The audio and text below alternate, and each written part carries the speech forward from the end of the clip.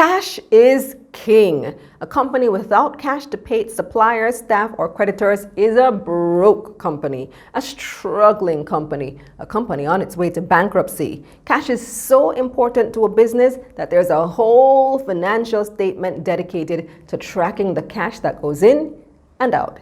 It's often ignored though because it's not so easy to read, but hopefully after this episode, it will be a bit easier for you. I'm Kalila Reynolds and it's time for another episode of Money Mondays JA. Money Mondays JA is brought to you by Proven Wealth. Visit provenwealth.com to speak to an investment advisor today and follow We Are Proven on social media. And Bulwark Insurance Agency.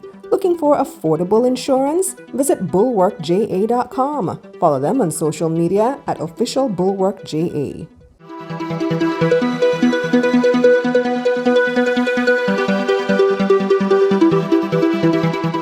Before we get started, don't forget to like this video, subscribe to this channel, and click the bell icon so that you can be notified whenever there's a new video. Also, subscribe to my newsletter at KalilaReynolds.com/newsletter so that you can get our updates directly to your inbox twice a week.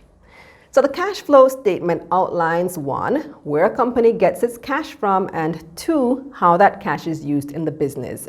Simply put, the cash flow statement records how cash flows in and out of a business.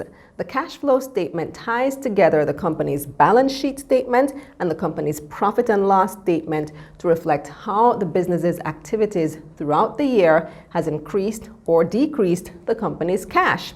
The cash flow statement is divided into 3 parts. These are cash used in operating activities, cash used in investing activities, and cash provided by financing activities. So we'll be using Fosrich's 2020 audited cash flow statement to explain how cash flow statements work. Fosrich generates cash from making and selling PVC pipes and fittings, and also selling lighting, electrical, and solar energy products. So let's start with operating activities. The operating activities show how much cash is generated from the company's operation. This means cash that is left over after production and administrative expenses are deducted, inventory is counted, and outstanding monies are accounted for. Cash from operating activities captures the profit and loss statement and the current assets and current liabilities section of the balance sheet. After selling its products and settling its expenses, Fosrich realized a net profit of $126 million in 2020. And this is shown in the first line of the cash flow statement as the first source of the company's cash. The aim of this section of the cash flow statement is to get to the operating income or the earnings before interest and taxes. Now, to get the operating income, we need to add back the expenses that do not cause any changes in the company's cash balance, non-cash expenses like depreciation, and expenses that are not classified as operating expenses, such as interest and gains or losses. Depreciation is known as a non-cash expense because when an asset depreciates, no cash actually leaves the business. When the valuator tells you that your car has depreciated, money doesn't just fly out of your pocket, right? You just know that you won't be able to sell back the car at the same price that you bought it due to wear and tear. So the $65.8 million recorded here as depreciation is added back to net profit. Interest is not an operating expense. Interest is what we pay on financing from loans or leases. So all interest payments are also added back to the net income.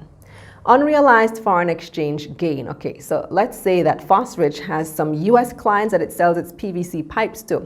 When they sold the client those pipes, they sent an invoice for $100 US. At the time of the invoice, 1 USD was equal to 140 Jamaican dollars. If the invoice was settled that day, Fosrich would have received 14,000 Jamaican dollars. However, on December 31, when they were closing out all accounts, that invoice still hadn't been settled, and 1 USD was then equal to 143 Jamaican dollars. So if the invoice was settled on that day, Fosrich would have received 14,300 Jamaican dollars. that $300 extra is labeled as an unrealized foreign exchange gain. Now imagine that that happens for bigger invoices, and that is how Fosrich got $16 million as unrealized foreign exchange gain. So after adding and subtracting, Fosrich has cash from operating activities of $275 million. And then non-cash working capital is the next section, and that's the next section of operating activities. It looks at how this cash is affected by what happens with current assets and current liabilities, i.e. working capital. A decrease in any current asset item is seen as money coming into the company, while an increase is seen as money going out of the company. A decrease in any current liability item is seen as money going out of the company, while an increase is seen as money coming into the company. A closer look at the inventory line should let you see just what I mean. When we look at the balance sheet, we see that inventory at the end of 2020 is greater than inventory at the end of 2019. What this means is that the company used up more cash to buy that inventory, and so the amount that inventory has increased by is taken to be the amount of money that went out of the business as it was used to buy inventory. So we're looking at $290 million of cash that went out of the company in 2020 to purchase additional stock. If we look at receivables, we see that receivables have also increased. When a company gets a sale, it is recorded as revenue and included on the P&L statement. However, in some cases, the company does not receive the cash right away. Instead, this is recorded as money to be received under accounts receivable. Fosrich's balance sheet shows that accounts receivable has increased by $31 million. This $31 million is seen as money going out of the business because Fosrich gave away the equivalent of $31 million in stock, but so far has yet to receive any cash in return. Now, payables fall under current liabilities, which means that an increase in payables is seen as money coming into the business. This basically means that Fosrich suppliers gave them $201 million worth of goods, or more goods than they gave in 2019. Fosrich, though, has not paid them as yet. So after accounting for all the ways cash was used in the operation at the end of the year, the company only had $2.9 million left over from operations. Now, the investment activities section shows the investments that the company made over the year. Despite having only $2.9 million left over after settling expenses and restocking the business, Fosrich made an investment of $24.3 million into an associated company. And when we look at the balance sheet, this investment is reflected. So to learn additional details, we can check Note 14. According to Note 14, during 2020, the company took a 20% stake in Blue Emerald Limited. Blue Emerald Limited manufactures large diameter PVC pipes and fittings and also fixes transformers. A sharp investor may see this as a possibility for higher revenue from Fosrich in the future. Now, property, furniture, or equipment purchases came up to $43.3 million.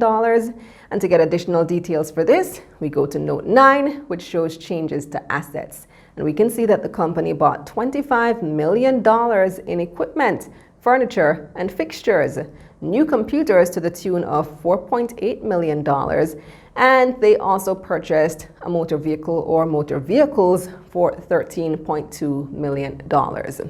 All that represents cash flowing out of the business. However, another way to look at it is that the new equipment could lead to increased production or greater efficiency in the business. Now, some money flowed in when they cashed out an investment that they had, but this was only $3 million. So where did they get money to make net investments of 64.2 million Jamaican dollars? And this is where the next section comes in, financing activities. Over the 2020 fiscal year, directors repaid loans amounting to $1.9 million. This means that some money came into the business. Fosrich also issued a bond and received $100 million. They also received additional loans totaling $130.4 million. And if you look at the balance sheet, then at note 22 in the notes to the financial statements, you see where the company's debt has increased. But so money come in, so it go out, because right after that, they repaid $63 million in loans. Shareholders received $40.7 million in dividends as well, and interest paid on loans amounted to $80.29 million. At the end of everything finance related, the company had $38.5 million in cash to call its own. But remember that operating activities only gave them $2.9 million. Then they made a number of investments, which saw $64.2 million in cash flowing out of the business.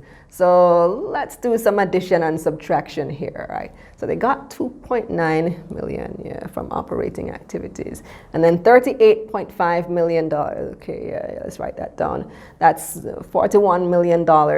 And then they used up $64.2 million. So let me see. Okay, after accounting for all transactions, they used up $22.8 million in cash, more than they had. So wait, how can they use money that they don't have again? Well, this is where savings, rainy day funds, or the cash balance from the previous year comes in. The cash flow statement shows at the beginning of the 2020 fiscal year that they had $50.65 million. So what they did was take some of that money to ensure that they could cover all of their cash obligations. And this left them with $33.69 million at the end of the year. So this $33.69 million is also what you see reported as cash on the company's balance sheet. Fosrich had a bit of a typographical error there. The figure at net cash balances end of the year should be the same figure at cash and bank balances, and this should be the same figure at cash on the balance sheet. So is it a good or a bad thing for a company to be using cash, or on the other hand, having too much cash? Well, it all depends. A better question would be how much cash a company needs, and how should this company be using its cash? Well, first things first, a company should ensure that it has enough cash to cover its current liabilities and be able to respond to opportunities to grow the business that may come up.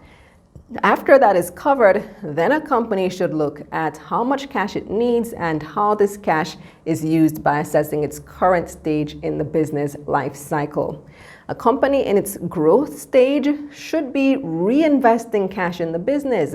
In the case of Fosrich, we can see that the company is investing in business opportunities and increasing its equipment. So a company in its growth stage should, 1, have enough money to cover its current liabilities, 2, have enough to take advantage of opportunities that pop up, and 3, be reinvesting cash in the business to contribute to further growth. A mature company now should also have enough cash to cover its current liabilities, and 2, may pay out some of its cash to its shareholders in the form of dividends, like a Carreras Limited on the stock exchange. And also 3, have a little something extra to invest should any opportunities pop up. I mean, it's mature, not dead, right? So some opportunities may pop up from time to time. Let's take Grace Kennedy, for example. Everybody has classified this company as a mature company. And well, it is, because GK has been operating for decades. But Grace Kennedy is putting the cycle in business life cycle by showing us that it will have or is in another growth phase with its acquisitions and growth in the company's top and bottom lines. Another thing to note is that when compared to a company in its growth stage, a mature company can get away with not having a lot of cash because it's easier for mature companies to get loans from financial institutions at low interest rates, given that they've been in operation for years and have a history of consistent performance.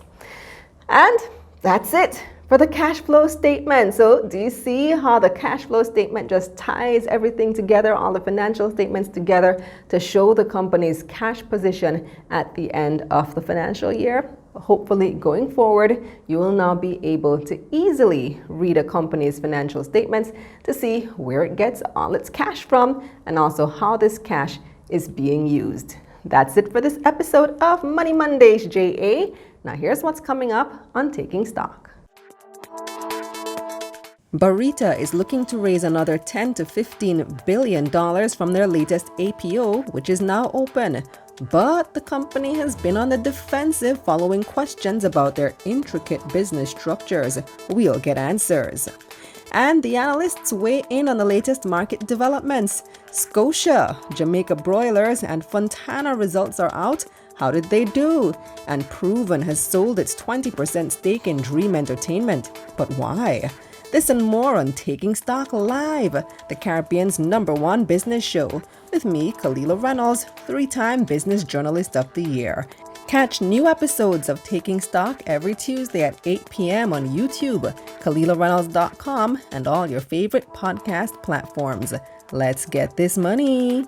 Now don't forget to like this video, subscribe to my YouTube channel, and sign up for my newsletter at KalilaReynolds.com/newsletter, where you can read a transcript of this episode. You can click the link in the description box below.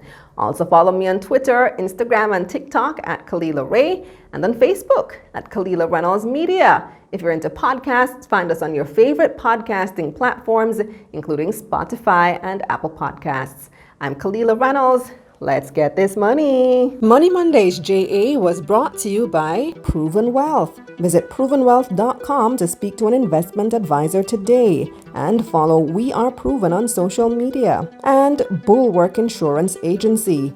Looking for affordable insurance? Visit bulwarkja.com. Follow them on social media at officialbulwarkja.